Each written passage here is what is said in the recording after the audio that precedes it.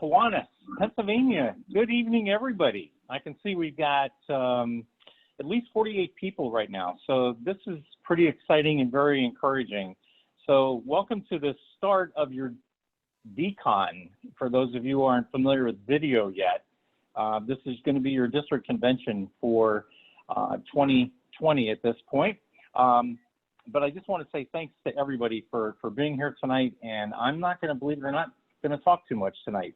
I have a couple guests that I'm excited to be able to share with everybody. Some of you are going to be familiar with both of them, but hopefully most of you are familiar with one. But at this point, I'm really thrilled to have them, and they're able to share some exciting things with you tonight. So I'm going to just move right on into it, if you all don't mind, just to save some time. And I want to introduce to you first Stephanie Pugliese, which is from Make-A-Wish. And I know hopefully everybody on this call, but if not already, you do know that Make-A-Wish is something very close and dear to my heart that I have a great passion for and believe in. And I just felt it very fitting to use as something that I wanted to offer to the district on behalf of the governor this year.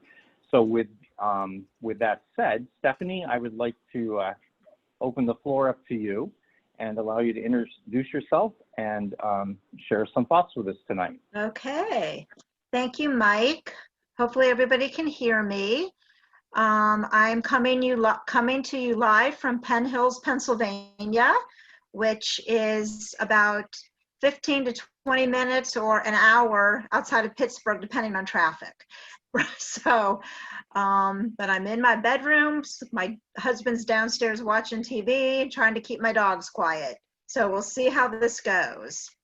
Okay, so some of you have heard about Make-A-Wish. I hear that most of you were at the conference last year and maybe heard Maggie O'Brien speak to you all. She is from our Scranton office. I am from the Greater Pennsylvania office located in Pittsburgh. So I just wanted to tell you a little bit about Make-A-Wish and why many of you are raising funds for us and where the money is going. So first of all, our mission is to grant the wishes of children with critical illnesses. And we are doing our best, and we're dedicated to granting the wish of every eligible child. Now, I just wanted to talk a little bit about what's been happening recently with COVID and the pandemic, just to get us all started with that. Normally, Make-A-Wish will grant 600 to 700 wishes a year, and we have a budget of about $8 million. At this point, though, we will be lucky if we grant 300 wishes this year. And right now, we had actually lost close to $900,000 due to the pandemic, due to fundraisers being canceled and postponed. And we're going to talk a little bit more about this during my talk here, but the majority of our children choose to go to Disney World, about 50%. And due to the pandemic, we have had to put a pause on all of our travel wishes. So at the moment, many of our wishes are in a holding pattern, and we'll talk a little bit about that as we go on, okay? But we are granting wishes to children with critical illnesses, and we do our best to hit every eligible child and make sure their wish happens. So we are a national organization. Our headquarters is based in Arizona, Phoenix, Arizona. And as I said, our office is headquartered in Pittsburgh. And our very first wish was a little boy named Brian. You can see his picture here. He was 6 years old when he was referred to Make-A-Wish. And at that point, it was just a group of people around their dining room table saying, let's get Brian to Texas to see his uncle for a piggyback ride. And that first year, we granted 13 wishes. Brian did pass away 5.5 years after his wish, but it's really cool to know that the person who qualifies our wishes, which means she works with our doctors, is the aunt of our very first wish kid. So she has been either a volunteer or working with Make-A-Wish as a staff person since 1983, which is pretty unbelievable if you ask me. Her name is Bev Gore. She lives in North Huntington, Pennsylvania, and works from home working with our doctors. Since 1983, we have granted more than 19,500 wishes, and that is in 57 counties in greater Pennsylvania and the entire state of West Virginia. An average wish costs $4,400. And as I said, 50% of our children choose to go to Disney World, and that is what it costs us to send a family to Disney World for a week with 4 people. So the average person going to Disney World who does not have a critical illness is probably going to spend a lot more than we would sending a family to Disney World. We are able to keep our costs low and make it as magical as possible. In 2019, we granted 600 wishes, and we are one of the most active chapters in the United States, even though we're one of the most rural. So if you compare us to Chicago or New York or New Orleans or something like that, we are extremely busy and we do a lot of wishes. Move on to our next. This is a little boy. His wish was to be a lumberjack, which is pretty cool. And to be eligible for a wish, the child must be 2.5 when under the age of 18 and diagnosed with a critical illness. And we never use the word terminal, because if you think about it, a family does not want to think that their child is going to die. And many of the illnesses that we work with, though they are life-threatening, they may not be terminal. Or they might be life-threatening at the time that they are referred to Make-A-Wish. So we never use the word terminal because that is very scary for parents to hear that about their child. And the child cannot have had a wish from another wish-granting organization. So we want to be the only wish being granted. To be eligible, the child must have at least one of these illnesses, such as cancer, cystic fibrosis, going through a transplant or a year out from a transplant, intractable epilepsy, congenital heart disease, and then many other conditions not listed. And I just wanted to talk a little bit about epilepsy. As I was stating, we've been trying to deal with some of our wishes recently, and we had a little girl who was referred to Make-A-Wish with epilepsy. Her name is Keela, and she is from the Pittsburgh area, and she had a shopping spree wish. And doing this during COVID is a little bit difficult because, she can't be with a whole lot of people. She can't be going to a mall. So we were really lucky to work with Justice, which is one of those kind of stores where if you're a grandmother or grandfather, you take your kid there shopping because it's really expensive. We ended up working with Justice, which is a pink store with lots of sparkles. And they closed their store for the morning. And it was just Keela and her family who were in the store with one of our Make-A-Wish volunteers to make her wish happen. Now, while she was having her shopping spree in Justice, she didn't know that outside the store, in the plaza area around the store, hundreds of volunteers were waiting for her with signs and balloons because a limo was going to pick her up and drive her around the shopping plaza with all of us volunteers out there with our signs. I was one of those people out there with the sign. It was an amazing day for her. I just spoke to her mother, Monica, last week, and her mother told me that she still thinks of herself as Kim Kardashian because she got to travel around in her white limo with all of these people yelling and screaming and taking pictures of her. She's 12 years old, so of course that was the first thought that came into her mind and in her head. And she was also trying to do awareness for epilepsy. So every sign she had said, remember epilepsy. She had the color purple everywhere because that's the epilepsy colors. So along with Make-A-Wish, she herself wanted to raise awareness for epilepsy, which is very cool. So that is one of the wishes that we just did 2 weeks ago, which is amazing. Okay, so when a person refers a child, and I wanted to let you know that anyone can refer a child. The majority of our referrals do come from a doctor or from a nurse or a social worker or a school nurse, but the parents of a wish kid can refer a child, a neighbor, the grandparents, the child themselves can refer themselves if they're able to do that if they're older. So anyone can refer a child. They can submit an application online or call us at 1-800-676-WISH. And as I said, Bev Gore, who was the aunt of her very first wish kid, will work with the doctors to make sure that the child's wish is qualified, and then that child can get their wish. So I wanted to tell you a little bit about Zach and Needy very quickly. In the picture here, you see Zach in the white. His wish was for a dinosaur in his backyard when he was about 7. So we were able to get that dinosaur made and painted. And while it was being put into his backyard, Zach was on a scavenger hunt looking for his dinosaur. An egg had hatched at the Pittsburgh Zoo and PPG Aquarium, and he went from the Pittsburgh Zoo and PPG Aquarium to the Carnegie Museum, where he got to meet with a paleontologist and actually get to see where dinosaurs come from. And then he was taken to his house, where there was Meaty, his dinosaur. That dinosaur has followed him from house to house for the past 10 years. Every time the family moves, they put it on the back of a big truck and cart it through the city to the next place they're going to live. Zach is now in college. He goes to Duquesne University. He's majoring in nursing.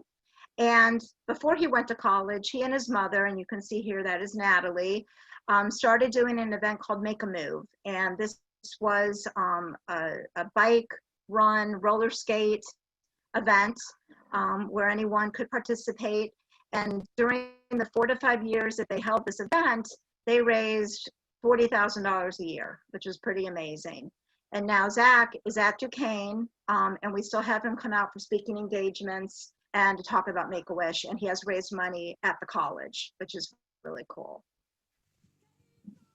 Okay, so funds are raised in Greater Pennsylvania and West Virginia. So if you are raising funds, let's say in York, your funds are staying in York, and more than 86 cents of all money raised goes towards granting a child's wish. It is not going to pay for staff. It's not going to pay for glamorous offices. It is going to make a child's wish as magical and perfect as possible. And lots of surveys and statistics have come out over these past 37 years, 40 years. 74% of parents see that the wish experience is a positive turning point in their child's life. And 96% of wish families and health professionals see emotional improvements. We've also found that children who get a wish, their emergency stays in hospitals are less, and we find that tumors have disappeared, kids have felt better. It's pretty amazing. So I know that the Kiwanis has been raising money all year long, and to this date, you guys have granted more than $1,400, which is wonderful. They're hoping that between now and October, you will consider and continue raising funds for us, and will help kids in your community to have a wish come true. I don't know if I can take questions or not at this point. Absolutely, yes. So Sarah can also, if anybody has questions, you can put it right through into, I believe, the chat. Is that correct, Sarah? In the Q&A. Q&A. So in the Q&A, for anybody that may have questions for Stephanie in regards to Make-A-Wish or comments even, please feel free to do that. We'll give you a minute or two to acknowledge or find it, and do that if you'd like. So Stephanie, you know, I obviously just have a great passion about this, and I just couldn't help but believe that this is a perfect fit for Kiwanis, because we're obviously all about doing whatever we can with kids. And Kayla, to me, is just, you know, I love it when it's a personal story, and it's the personal stories that make the impact and know that we're making a difference in everything that we do.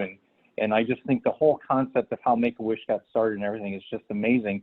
So I know and see that even through times like now, these kids, their wish is still there. Their Right. hopes and their dreams are still there. Right. And we can still make that. We can still help to support that. And even in times like this. So it's really, really encouraging to me to know that we've chosen to do something like this through this year. So I'm sure we'll see more come through that want to help and support as we go. But I do see we have some questions on the Q&A, I believe. Yep. I can read them off. One we have from Chuck: should donations be sent to PA Kiwanis Foundation or direct to Make-A-Wish? Actually, I can answer that. Chuck, where you would want to send those, you can actually make it out to Make-A-Wish, and I will personally send out, give you the information on where to send it, and or you can send it to the district office, which might be the easiest, and I'll tell everybody that broadly, is that you can just forward any check to the PA district office and notate on it that it is for a Make-A-Wish donation. Right. And then Kevin and Michelle will forward it appropriately. Thank you, Chuck. Ryan Hartman, how do we keep costs so low for a Disney trip? Okay, Stephanie, excuse me, I'm going to bounce this one over to you. How do we keep costs so low for a Disney trip? Well, we are very closely connected to Disney, all things Disney. They do give us discounts on the tickets that we use for the parks. And the majority of the families stay at a place called Give Kids the World Village, which is also a nonprofit organization that is about 7 miles from the parks. It's all volunteer run. And though we do pay to have our family stay there, it is, you know, much less expensive than a family staying at a hotel on the parks resort area. And much more festive and fun for the children as well, because they have parties every night, they have ice cream served all day, they have a movie theater, pools, all that fun stuff for the families. And other kids with illnesses also stay there. So it's a really cool place for the families. So we are able to keep the prices down. Also, we get discounts from the airlines and that type of thing. And as I said, 50% of our children are going to Disney. So because of so many kids going, you get a discount just because of the tickets we're getting and the fact of where they're staying. And of course, they get to go to the front of the line. They get a Make-A-Wish button that they wear, and any Make-A-Wish child does not have to wait in line and goes right to the front. But right now, because of COVID, we have stopped all trips to Disney, and those children who are waiting to go to Disney can wait if they'd like, or they're welcome to change their wish to something else. So we have been doing a lot of campers, above ground swimming pools, play sets, and shopping sprees for those kids who feel that they don't want to wait, because we have no idea when it will be safe just to do traveling wishes. Great. Okay, thank you. Barb Byers had a comment, actually. She's saying, as some of you may know or not realize, Region 2 is having a penny pinch for Make-A-Wish, and they're collecting any coins and money, and they are obviously doing this through September 30th. So I think that's really cool. Barb did that on her regional meeting call. They all decided to do this, and so really appreciative of that too, and the efforts, and just want to thank Region 2 for doing something creative as far as coming together and raising some money for this cause. Maria Law, thank you for all you do. We had a wish fulfilled in 2017. My daughter with cystic fibrosis took a trip to Greece. It was a wonderful experience. Your organization does a spectacular job. Thank you. That's what a cool wish. Barb Byers also has another shout out to Kiwanis Club of Glenshaw for their donations. So thank you, Glenshaw. And I do want to make a note here. Yep, go ahead. I know that Barb has 2 buckets of money in her room, in her office right now. So let's make it 3 buckets, maybe 4. Yeah. And for those of you that are on the call, and even if you do know someone that's not on the call, I just want to make a note here too, to please make sure if there's a donation that's been made and we don't have it up on the screen here, make sure you let me know, or the district office, just send an email or call me and say, hey, by the way, I didn't see our club listed there, because I do want to make sure that we don't miss anybody and make sure that all the funds are accounted for in the appropriate place as well. There was another, Eugene Yaw, I think also had a question, but I think I do know what it was. Eugene, I'll take your as the last one real quick, and that was to you, Stephanie, what is the most unique wish that you could probably think of? That's kind of a loaded question, possibly. Well, they're all unique, but some of them are more different than others. I would say in the 20 years I've been with Make-A-Wish, it's actually more than 20, probably close to 25. We've had quite a lot of different wishes, but my favorite was our superhero wish. It's a little boy named Michael Luco, and his wish was to fight off the Green Goblin. And we actually took over the city of Pittsburgh to make that happen for this young boy. And it was really, really cool. I know some of you have maybe seen the Batman wish that happened out in, I think, San Francisco a couple of years ago. That was, of course, got a lot of publicity because there was Facebook then. When we did Michael's wish, there was no Facebook, so no one but us knew about it. But Michael's doing really well. He's like 25 years old. He has cystic fibrosis and has come back to visit many times. But he fought off the Green Goblin, and Spider-Man came to visit us as well from Marvel Comics to meet him. And it was a really, really cool wish, and something that, again, was very grassroots and something that was put together by the city. We actually had the mayor helping us, and University of Pittsburgh, and again, the Carnegie Museum and the Pittsburgh Zoo. So it was really cool to be able to utilize all of these wonderful community partners in putting together that wish. Awesome. Well, Stephanie, again, thank you for taking time to be with us tonight to share some more insight, but ultimately it's just to share the passion, the love, and what's being spread with Make-A-Wish. And I'm just excited to know that our district is well also supporting it as we go on. And I look forward to being able to do even more as we finish out our year up through September 30th. So again, Wonderful. Thanks for your time. Thank you. And really appreciate having you with us. No problem. All right. Thank you. So next gentleman that I'm excited as well to introduce or reintroduce, for those of you that forgot what he looked like, I think you can all see. And in case you didn't make it to the convention last year, I think you'll notice the surroundings behind both Jeff and I are something that most of us don't even see it unless it's cold outside. But believe it or not, these are good all times throughout the year, but it's a unique thing.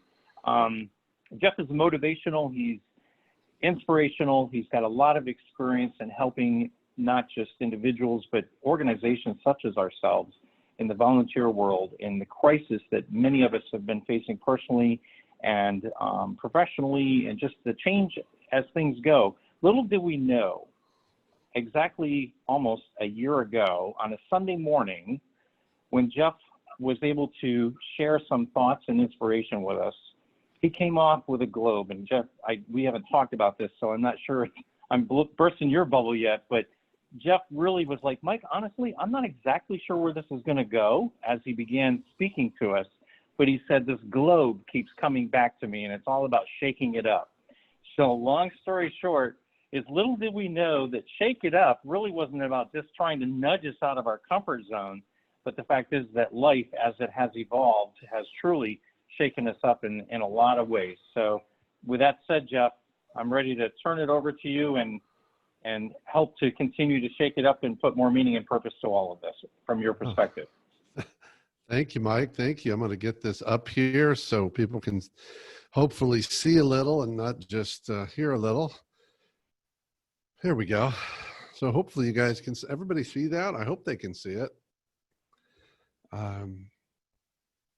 I will just jump in there. So yeah, as Mike said, you know, I was with some of you a year ago in Williamsport and talking about shaking things up. And the thing I came up with for my few moments tonight is this idea. I think we've been fully shaken now. And the question is, now what? And I want to share, it's a brief moments here, just a few ideas on some different ways to look at things. And those of you who saw me last year and heard me, remember that I bring a snow globe with me. So a year ago, August 2019, this was not that, but this is pretty much what I look like on stage, carrying around my snow globe. And I put this slide up there last year. I guarantee it was up there. And it was this quote from the founder of Netflix. It said, you have to disrupt yourself before someone disrupts you. And so I was encouraging everybody to shake things up for yourself, for your team, for your chapters, for your community, and to continue to shake things up, because I believe that's how, we create change, when we shake things up. Well, we, as we all know, a year later, have a very different reality. And I'm going to talk about reality in a moment. But this is the coronavirus. And what's happened is, so a year ago, I was encouraging everybody to shake things up for yourself. But the quote now can be changed to, you have to disrupt yourself before something disrupts you. And we've been disrupted, right? And many of us would probably say that needle is actually buried even deeper into disruption. And it can be stressful for us. And in fact, what I've learned through these uncertain times is that we're really dealing with two pandemics right now. One is the COVID pandemic, and the other is a pandemic of fear. Our go-to emotion right now these days is fear. And the problem is, a lot of us don't realize how much fear we're experiencing, because, for those first couple of weeks, it was sort of craziness. That's when we couldn't find toilet paper on the shelves. We were all freaking out, but pretty quickly we started to say, okay. But the truth of the matter is, a lot of that fear didn't go away. It just got quieter. And that fear has an impact on us. It has an impact on our feelings. It has an impact on our emotions. It has an impact on how we make decisions. It has an impact on how we connect or don't connect. It has to do with innovation or lack of innovation. And I want to start off with a picture, a mental shift for you to think about. So this is that first big takeaway. It's easy to look at a wave of change that we're in right now and see the worst. But the reality is, some people see that wave very differently. They see the wave very differently, but it's the same wave. But it's how we see it differently. And you may look at this and say, well, Jeff, that's a really extreme example, except it's not. In fact, I have a very close friend named Scott, and Scott lives in Wilmington, actually Wrightsville Beach, North Carolina, and he's a kite surfer. And for Scott, when hurricanes come or tropical storms come, his first priority is his family. Make sure his family's okay. He's got the property, closed up. He makes a decision whether they're going to stay or go. But once he's taking care of his family, he wants to go out in the storm. Now, I wouldn't go out in the storm, but that's because I have a different perception than Scott does. Scott sees that storm as fun. And I'm not here to say that the coronavirus is supposed to be fun, but I am here today to suggest that we can look at things differently. And it's critical, just absolutely critical, that we do look at things differently. Because if we don't, we're going to suffer more than we're already suffering. We're going to have impacts that are our responsibility, not the pandemic's responsibility. And so I want you to think about, what does it mean for you to take more personal responsibility of the experience you're having right now? Stephanie talked about what's going on at Make-A-Wish. Make-A-Wish is challenged right now. And I'm sure that Make-A-Wish is innovating every day. And that probably requires that their donors innovate too. But it's easy when we're afraid to do less. And what I've found is one of the greatest cures for the stress and uncertainty of this pandemic, or any uncertainty, is to get into the give back mode. Because when I'm giving back, when I'm in service, I see the waves differently. I see the storm differently. And many days and times I don't see it because I'm focused on what's in front of me and the way I am in service. So I'm going to come back to this in a minute about this perception issue. But for a moment, I want to talk about normal. What I've realized during this pandemic is we love the idea of normal. Notice I didn't say we love things being normal. I said we love the idea of normal. And I'm in Florida, by the way. I'm in Tampa, Florida now. And Florida pretty much was shut down about the middle of March, right around March 16th. And for a couple of weeks and for a couple of months, all I heard was, I can't wait for things to get back to normal. And my response was, well, is normal really that great? Mm-hmm. And good luck with that. It was both those responses. Was normal really that great? Well, it's probably great compared to where we are today. But we're not going to go back to normal. And if we do go back to normal, I would say we've missed the opportunity to really evolve as a country, as a community, as individuals, as families, as friends. If we don't come through this, whatever through means, differently, we missed it. And so I notice there's this thing of we got to get back to normal. And then here's the one I love now. Now everybody says we're in the new normal. Well, I don't know if you notice, but things are changing every day. So there isn't really a new normal, but boy, do we like saying it. It feels good because it feels like we're back somewhere stable because we're in something else that's new. It's different, but we're in something. But the truth is we're in the next normal every day. And I still say, I'm not a big fan of normal. I think normal is just comfortable. But the reality is things are changing every day. None of us can predict the future. I told a group recently, and they didn't like me saying this, but I said, imagine that the way things are today, at least in this country, they're basically the same 3 years from now. That freaked a lot of people out. But I said, you know, back in March, most of us thought this would be a 2 or 3 month thing. And now we're in month 5. And the reality is the near future, whatever that means, is not going to be dramatically different. People keep saying, well, but wait a minute, all we have to do is get a vaccine.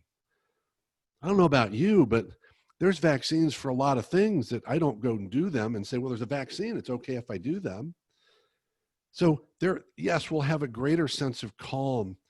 But if you think ahead, there's a lot of reality to us being in a different state of the world, and certainly a different state of this country for some time. And none of us know when it's going to change. So I'm going to invite you to pay attention to your attachment to normal, how much you need things to be normal or to call them normal, and realize it's okay. It's okay that it's not normal. But we're going to need some tools. And I want to spend the rest of the time here giving you 3 tools. Just 3 things. And some of you may remember last summer when I was with you, I had a book I was working on called Just One Step. It came out this April. And it's a great example of just keep going because a lot of people said, Jeff, you're nuts. You're going to release a book in the middle of a pandemic? And I said, what am I going to wait for?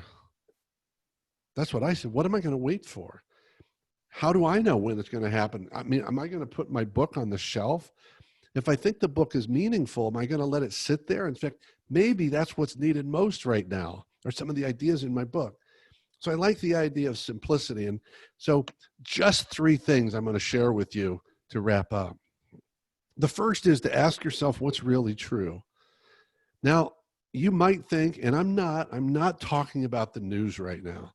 There's certainly a lot of questions about what's really true in the news. That's not what this is about. It's about our perspectives of life and our situation. Back in March, actually March 15th, I can tell you the date. It was a Sunday. I was in Ohio at the time, and one of my best friends I was staying with, his name is Matt. And Matt said, hey, did you hear on NPR radio that they're recommending that you have 2 months of food at home? And I said, no, I haven't heard that. How do you feel about that? And he said, I'm freaked out. And I said, why are you freaked out? He said, because I don't have 2 months worth of food at home. I said, well, Matt, that's not true. And he said, what are you talking about, Jeff? You haven't looked in the cupboards. He said, I'm telling you, it's my house. I don't have 2 months worth of food. I said, no, Matt, that's not true.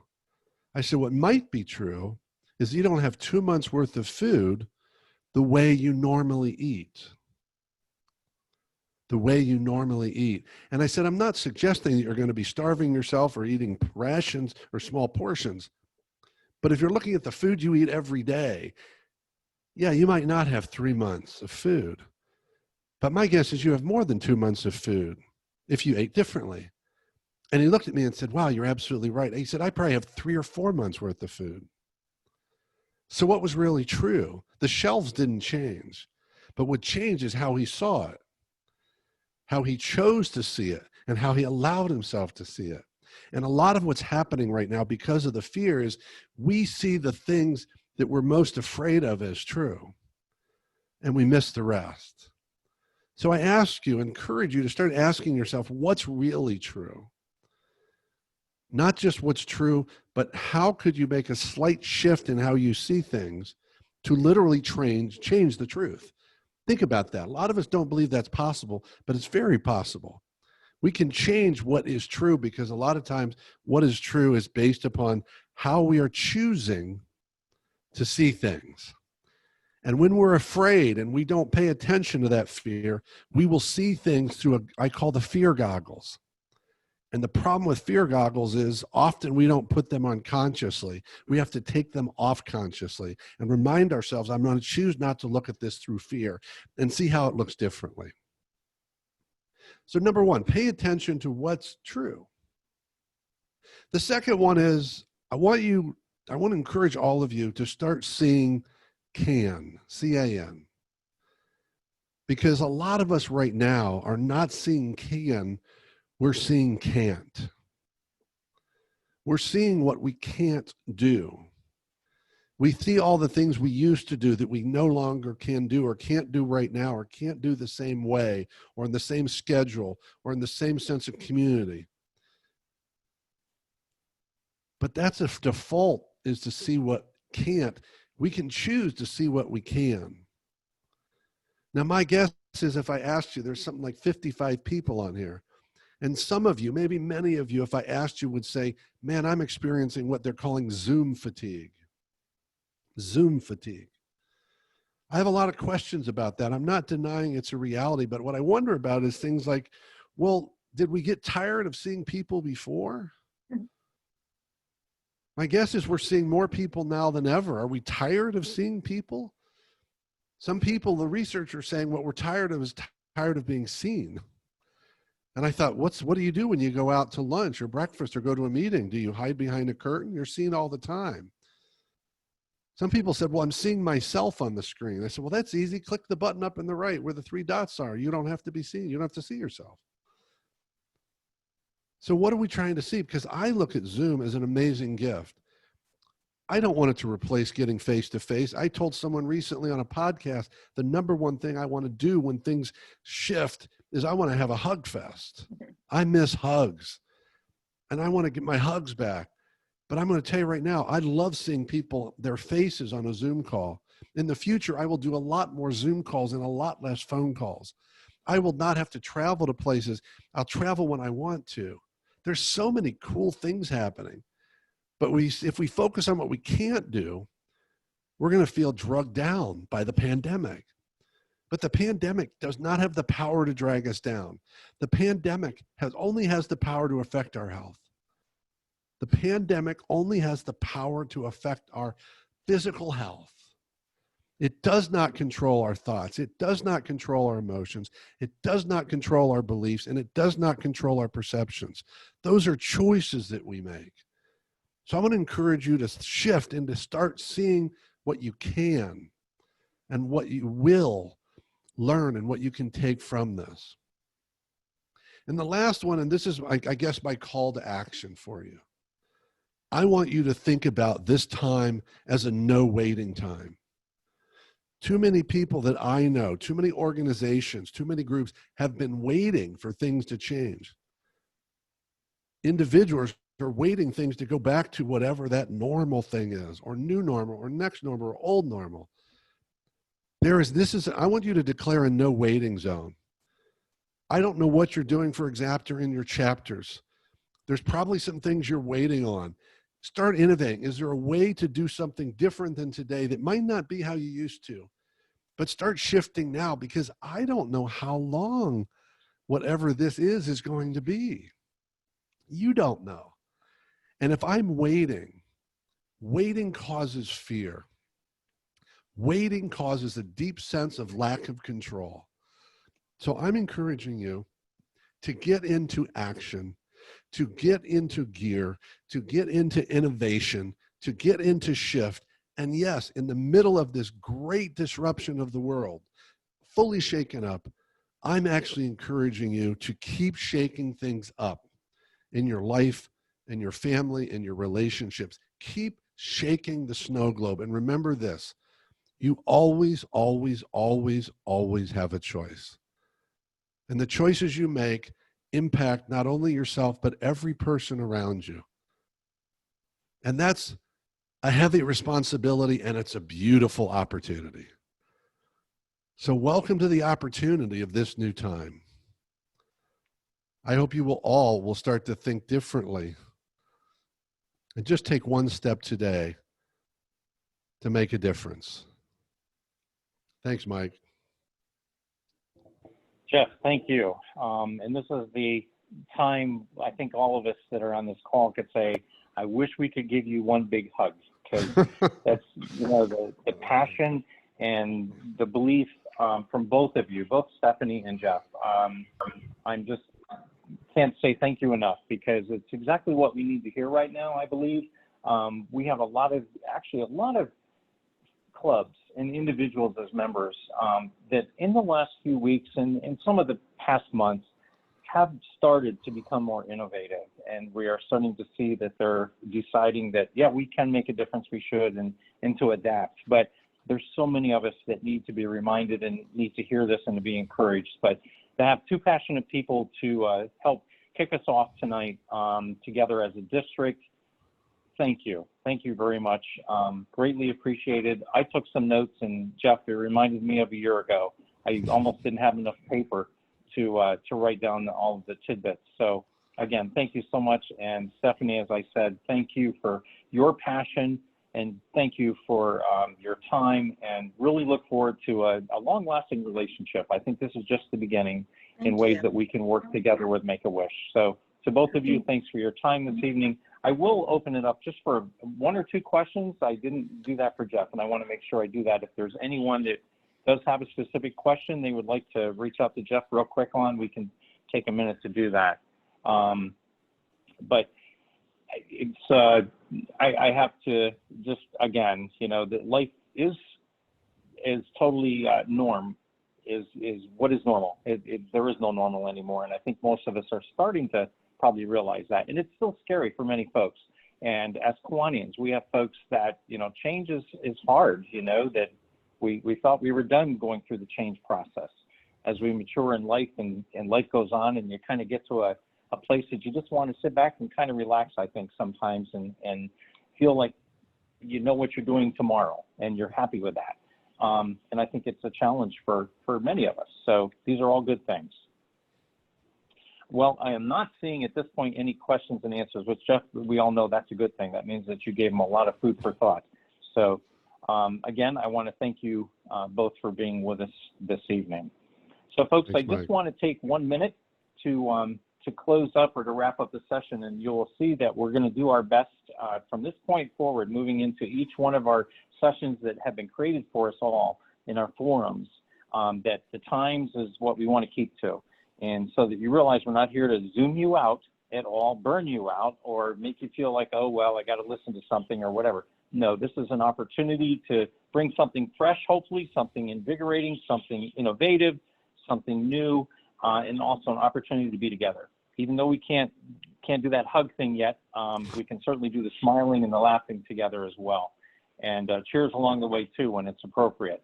So I just want to remind everybody, if you haven't seen it already, coming up on Wednesday, which is 2 nights from now, same time, 7 o'clock, it will be our SLPs, which is our service leadership programs. But I believe we're going to have a couple of the guest speakers from the governors of, at least if I remember it correctly, it's going to be Key Club and Circle K will be a part of it too. So folks, please take the opportunity to support them. This is one way we can do that, is to be on the call and to listen to their ideas and thoughts, because they are a part of us and they want to be as much a part of us, and they may have some great ideas to help us too. So that'd be great. And then, of course, our business session is going to be this coming Saturday. That's an important one for all of us. So I'm hoping that you have your calendars marked. As you can see now on the screen, there is the whole layout of our district convention that is now virtual. And we honestly could not possibly make it a 3-day event on video. But what we did want to do is so much time, effort, meaning, and everything is behind the work of putting together so many things that we were going to do at convention, as well as mid-year. So we kind of tied it into everything as best we could. so that we could get some good stuff out to you. And a lot of this obviously has been adapted to our current situation. So I know you're going to want some notepads with you, and hopefully take a few minutes for each one of these and join us. So with that said, Sarah, is there anything that you would like to, that I may have missed? I want to make sure I haven't missed anything for this evening. Nope, you got everything, and we don't have any questions or answers. So Okay, great. So everyone, I'm on the kind of the weird side that I don't normally in Zoom. I cannot see your faces, but I've got them visualized in my head. I'm thinking of a year ago, and so I'm anxious to see the faces and to see the hugs as well. But we know we will in time, and we'll talk to you all soon again, I'm sure. And thanks for your time this evening. Have a good one and be safe. Thank you.